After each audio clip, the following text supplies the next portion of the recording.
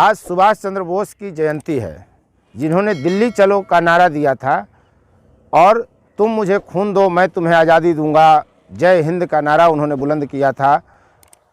क्रांतिकारी आंदोलन जितने भी हुए इस देश में, आज़ादी से पहले और आज़ादी के बाद तक में जय हिंद का नारा बुलंद होता रहा है। जब भी हम तिरंगा के सामने खड़ा होते हैं तो जय हिंद जरूर बोलते हैं।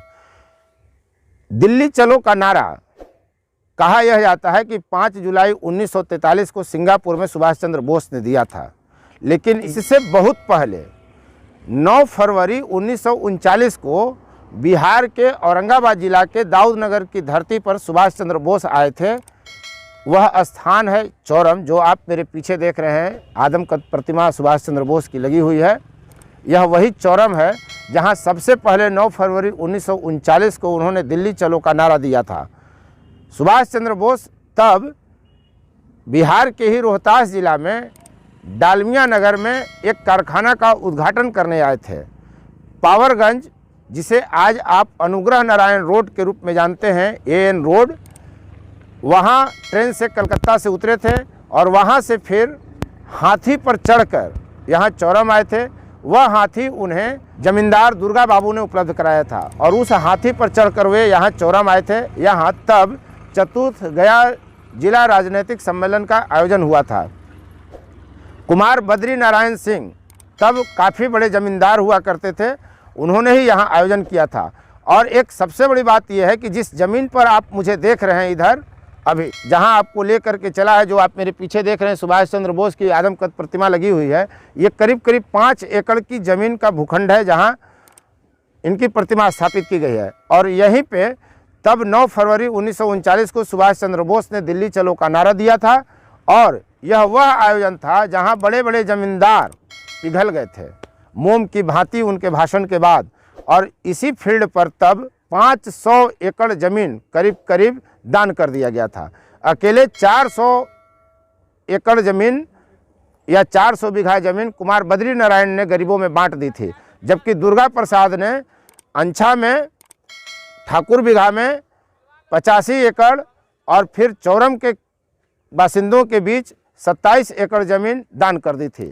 दिल्ली चलो का नारा जहां से बुलंद हुआ था पहली बार, उस स्थान से हम आपको लाइव रिपोर्ट दिखला रहे हैं और आगे भी ऐसा दिखलाते रहेंगे। पूरा हाँ, चैनल को सब्सक्राइब करिए, लाइक शेयर कमेंट जरूर करिए और वीडियो में अंत तक बने रहिए।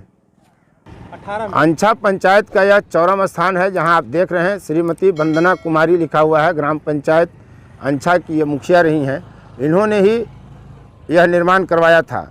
यहाँ चौरम में इस फील्ड पर सुभाष चंद्र बोस की प्रतिमा लगाने की मांग काफ़ी समय से रही है, लेकिन जब 2016 में वंदना कुमारी यहाँ की मुखिया बनती हैं, उसके बाद उन्होंने एक प्रण लिया और यहाँ सुभाष चंद्र बोस की प्रतिमा स्थापित की है। ये यहाँ आने वाले पर्यटकों के बैठने के लिए एक कुर्सी पत्थर का लगा दिया गया है। हर तरफ आप देख रहे हैं फूल की क्यारियाँ लगी हुई हैं। हालांकि फूल अभी खिले नहीं हैं, लेकिन एक कोशिश होगी। यहाँ देखिए रोशनी के लिए लाइट भी लगाया गया है और यहाँ स्टेडियम बनाने की भी मांग की जाती रही है। सुभाष चंद्र बोस किसी परिचय के मोहताज नहीं है कि उन पर बहुत कुछ कहा जाए, लेकिन यहाँ वे कब आए और उन्होंने यहाँ आकर किया क्या था, ये पूरी चीज़ हम आज आपको दिखलाते हैं। ये आदमकद प्रतिमा है, कहाँ से आई, कितना खर्च हुआ, यह सब कुछ हम आपको बतलाएंगे। पहले आप ये देखिए कि सुभाष चंद्र बोस का चौरम से जुड़ा हुआ क्या अतीत है, उनकी यहाँ क्या पहचान है, आप देख रहे हैं। हम पढ़कर भी सुना देते हैं। यह वही चौरम आश्रम है जहाँ आज़ादी के दीवाने राजनीति का पाठ पढ़ते थे। चतुर्थ गया जिला राजनीतिक सम्मेलन का आयोजन किया गया, जिसमें नेताजी सुभाष चंद्र बोस कोलकाता से चौरम आए थे। 9 फरवरी 1939 ईस्वी में कुमार बद्री बाबू के नेतृत्व में नेताजी सुभाष चंद्र बोस का यहाँ आगमन हुआ था। इसी सम्मेलन में नेताजी ने तब जवाहरलाल नेहरू को एक पत्र लिखा था, जो कोलकाता के विक्टोरिया संग्रहालय में आज भी सुरक्षित रखा गया है, जो विक्टोरिया संग्रहालय की शान समझा जाता है। ग्राम चौरम के कुमार बद्री बाबू जमींदार एवं कांग्रेस के क्रांतिकारी नेता थे, जो अंग्रेजों के विरुद्ध आवाज़ उठाए। कुमार बद्री बाबू ने नेताजी सुभाष चंद्र बोस को यहाँ आने के लिए आमंत्रित किया था और नेताजी यहाँ आए और क्रांतिकारी आगाज कर दिल्ली चलो का नारा बुलंद किया था। प्रतिमा निर्माण करने वाली कुमारी वंदना देवी का शिलापट लगा हुआ है, जो अंछा की मुखिया रही हैं। और यहाँ सुभाष चंद्र बोस जी के बारे में थोड़ी संक्षिप्त जानकारी दी गई है। उनके पिताजी का नाम जानकी नाथ बोस, माँ का नाम प्रभावती। 23 जनवरी 1897 को कटक बंगाल प्रेसिडेंसी का उड़ीसा डिवीज़न था जब उनकी जन्म हुआ था, और 18 अगस्त 1945 को उनकी मृत्यु हुई थी। हालांकि उनकी मृत्यु एक अलग रहस्य है। भारतीय स्वतंत्रता संग्राम के अग्रणी सेनानी, सबसे बड़ा नेता माने गए। भारतीय राष्ट्रीय कांग्रेस के वे अध्यक्ष भी रहे हैं। फॉरवर्ड ब्लॉक की उन्होंने स्थापना की थी। एमिली सेंकल के साथ उनका विवाह हुआ था। चौरम आगमन 1939 में हुआ था, जब चतुर्थ गया जिला राजनीतिक सम्मेलन हुआ था। सुभाष चंद्र बोस ये आदमकद प्रतिमा आप देख रहे हैं, जो बिहार के औरंगाबाद जिला के चौरम में यहाँ आए थे। आप कल्पना करिए कि 1939 में तब सुभाष चंद्र बोस का कितना बड़ा कद हुआ करता था, और ये एक छोटी सी जगह पर यहाँ आए थे। आप आज इसे छोटी जगह कह सकते हैं, लेकिन स्वाभाविक है कि तब चौरम का अपना महत्व रहा होगा, अन्यथा इतने बड़े कद के व्यक्तित्व का आगमन आसान नहीं होता। और यहाँ कांग्रेस का चतुर्थ गया जिला राजनीतिक सम्मेलन करना भी कम महत्वपूर्ण नहीं है। चौरम वह जगह है जहाँ कुमार बद्री नारायण की कचहरी चलती थी, और उनकी हालांकि बाद में हत्या कर दी गई थी, लेकिन उन्होंने इसी स्थान पर रहकर 400 बीघा ज़मीन दान कर दी थी। ये चौरम का फील्ड देख रहे हैं, जिसे स्टेडियम बनाने की मांग की जा रही है। हम बात करते हैं इस स्थान को विकसित करने वाले, यहाँ प्रतिमा लगाने वाले पहले मुखिया रही वंदना कुमारी के प्रतिनिधि मनु कुमार जी से। मनु जी, आपको कैसे प्रेरणा मिली थी यहाँ सुभाष चंद्र बोस की प्रतिमा लगाने के लिए? जब हम लोग यहाँ पर हम लोग अपने पूर्वजों से, अभिभावकों से लगातार सुनते आ रहे थे कि यहाँ पर सुभाष चंद्र बोस की आगमन हुई थी, बहुत बड़ा सम्मेलन हुआ था।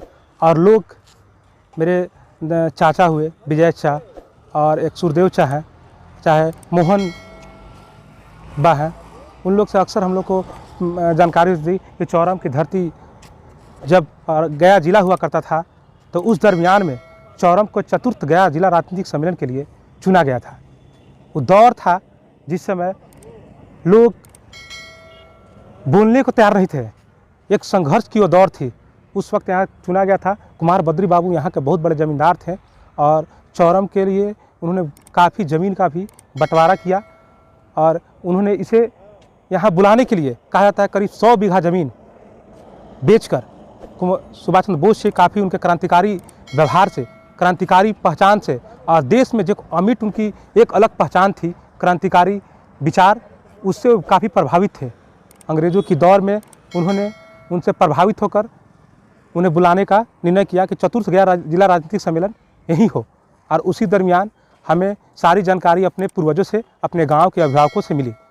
और जब यहाँ के लोगों ने 2016 में हमें नेतृत्व करने की क्षमता दी, यहाँ से एक प्रतिनिधि के रूप में चुना, तो यहाँ की मुखिया श्रीमती वंदना कुमारी जी ने कहा कि सौभाग्य की बात है कि मैं ऐसे गांव की बहू हूँ जहाँ पर आज़ादी के दीवाने राजनीति के पाठ पढ़ते थे।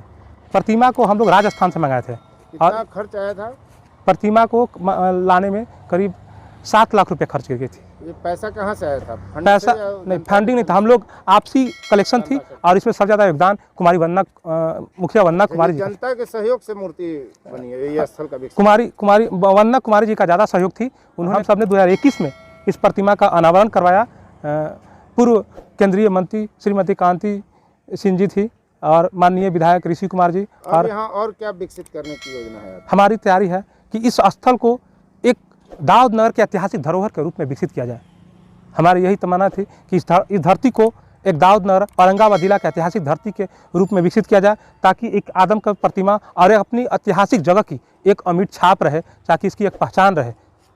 23 जनवरी को हम सर हर साल यहाँ पर धूमधाम से नेताजी सुभाष चंद्र बोस को जयंती मनाते हैं, और युवाओं को प्रेरित करने के लिए कभी दौड़ प्रतियोगिता, कभी खेल प्रतियोगिता करके लोगों को, नौजवानों को नेताजी सुभाष चंद्र बोस की जीवनी और यहाँ से जुड़े उनकी ललकार, दिल्ली चलो के नारा दिया था, उस ललकार को बताने के लिए।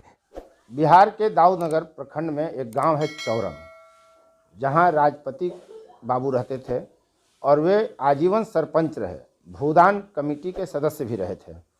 उनके पुत्र हैं हमारे साथ, विजय यादव जी। इन्होंने जब 1939 में यहाँ सुभाष चंद्र बोस चौरम फील्ड पर आए थे, तो उस समय जो राजनीतिक सम्मेलन हुआ था उससे संबंधित प्रतीक चिन्ह जो अतिथियों को दिया गया था, उसका एक प्रतीक चिन्ह इन्होंने सुरक्षित रखा था। हालांकि आज की तारीख में वह प्रतीक चिन्ह भी इनसे गायब हो गया है, लेकिन मात्र एक वही प्रतीक चिन्ह इस इलाके में इनके घर पर मिलता था। हम उसकी तस्वीर आपको स्क्रीन पर दिखा भी रहे हैं। यह 12 वर्ष पहले हमने इनसे तस्वीरें ली थी, जब इन्होंने मुझे वह दिखलाया था।